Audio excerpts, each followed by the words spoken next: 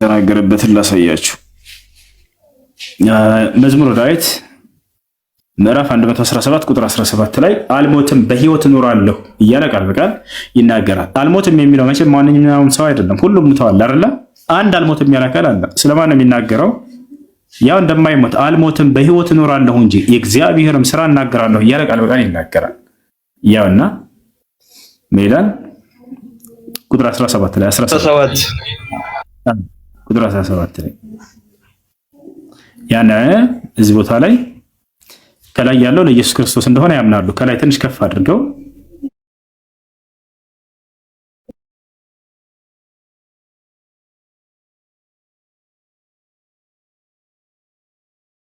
በሕይወት እኖራለሁ እንጂ አለ የእግዚአብሔርም ስራ እናገራለሁ እያለ ይናገራል ማለት ነው። ስለዚህ ኢየሱስ ክርስቶስ እንደሚድን ቃል በቃል ተነግሯል። ክርስቶስን እግዚአብሔር ያድነዋል የሚለውን ቃል በቃል ደግሞ ላሳይሽ። መዝሙረ ዳዊት ምዕራፍ 20 ነው። እስኪ 20 ወይ 21 አካባቢ ቁጥር 6 ላይ እዛው ዳዊት ላይ ክርስቶስን የተቀባውንም አድነዋለሁኝ ብሎ ቃል በቃል ተናግሮለታል። እስኪ ቁጥር 6 ላይ 21 ነው 20 ነው እሱ ቁጥር 6 9 ሳይሆን 6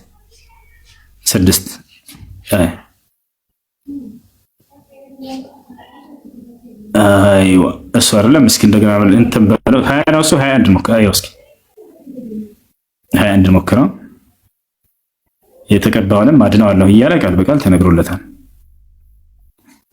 ቆይ ላውጣልህ አንድ ጊዜ ወሙኸልስ ያኒ መሲሐሁ ቆይ ላውጣልህ አንድ ጊዜ እኔ ጋር 20 ላይ አለ 20 ላይ አለ አይደለ?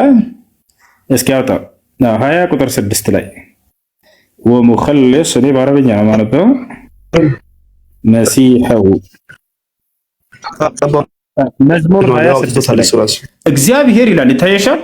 እግዚአብሔር የቀባውን ይላል። የቀባውን የሚለው አረበኛን ሄደሽ ብታየው ክርስቶስን ይላል። ወደም የእንትኑን ስታየው ዕብራይስጡን ወደ አማርኛ ስትቀይረው የቀባ የሚለው ክርስቶስ የሚለውን ቃል ተክቶ ይመጣ ነው። ወደ አማርኛ ስትቀይር የተቀባ ማለት ነው። እግዚአብሔር የቀባውን እንዳዳነው ዛሬ አወቅኩ ይላል። እንዴት ነው የሚያድነው? ከሰማይ ከመቅደሱ ይመልስለታል። ማን የተመለሰለት? ክርስቶስ። ቅድም እመልስለታለሁ ይጠራኛልን ብሎ ተናግሮለታል አይደለ? የዛን ይመልስለታል። በቀኙ ብርታትን ማዳን እያለ ይናገራል። የሚገርምሽ ከታች ቀጥሎ የሚናገረው ዮሐንስ ወንጌል ላይ እየተነገረ ነው። ታስታውሽ ከሆነ ዮሐንስ ወንጌል ላይ ፈሪሳውያኖች ኢየሱስን ሊይዙት በሰረገላ ሲመጡ ከይሁዳ ጋር እኔ ማነህ አንተ ሲሉት ጊዜ እኔ ኢየሱስ ነኝ ሲላቸው ወደኋላ ወድቀዋል ይላል አይደለ? ከዛ እንደገና ተነስተው እንደገና ይቀጥላል። ቀጥሎ ምን አለ? እነዚያ በሰረገላ ይላል እነዚያም በፈረስ ይታመናሉ አለ። ማናቸው እነዚህ ፈሪሳውያኖች ክርስቶስን ሊይዙ የመጡት?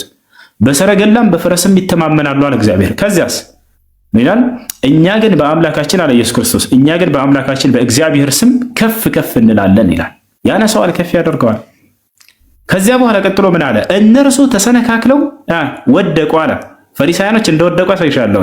በሰረገላ መጥተው ማለት ነው ከእርሱ ፊት ቆመው፣ እኛ ግን ተነሳን። አላሁ አክበር። አምላክ ያነሳዋል ክርስቶስን።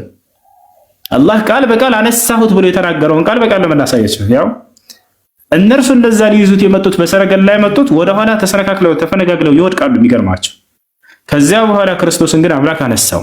ጸንተንም ቆምን አለ። አቤቱ ንጉሥን አድነው በጠራህንም ቀን ስማን አለ። በአጠቃላይ ክርስቶስን አዳነው የሚል ቃል በቃል እዚህ ታነሳላታ ያላችሁ አምላክ እንደሚያነሳው ጠላቶቹን ከፊቱ ጥሏቸው እዚህ ጋር ትረዳላችሁ ማለት ነው። ይህን ይመስላል። እሺ ይህ ነው።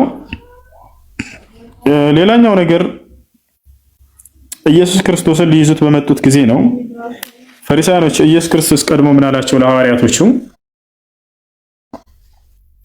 በዛሬዋ ሌሊት ሁላችሁም ስለ እኔ ትሰናከላላችሁ አላቸው። እያንዳንዳችሁም ጥላችሁኝ ወደ ቤታችሁ ትሸሻላችሁ አላቸው ሐዋርያቶችን። ዳሩ ግን የላከኝ ከእኔ ጋር ስለሆነ አይተወኝም ብሏቸዋል። አያችሁ አይደል? ስለዚህ ሁላቸውም ሊይዙት በመጡ ጊዜም ሐዋርያቶቹ ጥለው ተሸሹ ይላል። ከዚያ ክርስቶስን አምላኩ አላህ እንደተናገረው እርሱ እኔን ብቻዬን አይተወኝም እና ብሎ ስለተናገረ ይዞት ሄደ፣ አስመለጠው ከጠላቶቹ ማለት ነው። ሌላው ነገር ኢየሱስ ክርስቶስ ዮሐንስ ወንጌል ምዕራፍ 17 ቁጥር 3 ላይ አንድና ብቸኛ የሆነውን አምላክ እውነተኛውን አምላክ አብን እመኑ ካለ በኋላ እኔ እርሱ መልእክተኛ ነኝ ካለ በኋላ በምድር ላይ ልሰራው የሰጠኸኝ ስራ ሰርቼ አከበርኩ ጨረሰ። እዚህ ጋር በቃ ክርስቶስ ሊያደርገው የተሰጠው ስራ በምድር ላይ ይሄው ነበረ። ምንድነው ከተባለ አንዱን አምላክ መስበክና እርሱ የዚያ የአንዱ አምላክ መልእክተኛ መሆኑን መስበክ ነው። ያው እኔ ላደርገው የሰጠኸኝን ስራ ፈጽሜ በምድር አከበርኩ አለ ኢየሱስ። ፈጸመ። በቃ የእርሱ ስራ እዚሁ አያልቅም።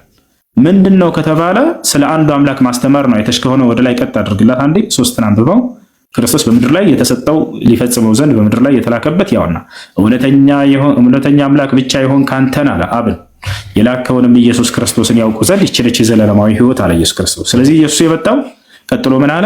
እኔ ላደርገው የሰጠኸኝን ስራ ፈጽሜ ያከበርኩ አለ። ፈጸመ፣ ጨረሰ። በቃ እዚህ ጋር ይሄ ነው ስራው በምድር ላይ የተላከበት ክርስቶስ። ስለዚህ ነው እኛ የምንለው ምንድነው የተላከበት ዓላማ አንዱን አምላክ እንዲሰብክ እርሱ ደግሞ የዛ የአንዱ አምላክ መልእክተኛ መሆኑ እንዲሰብክ ዘንድ ነው።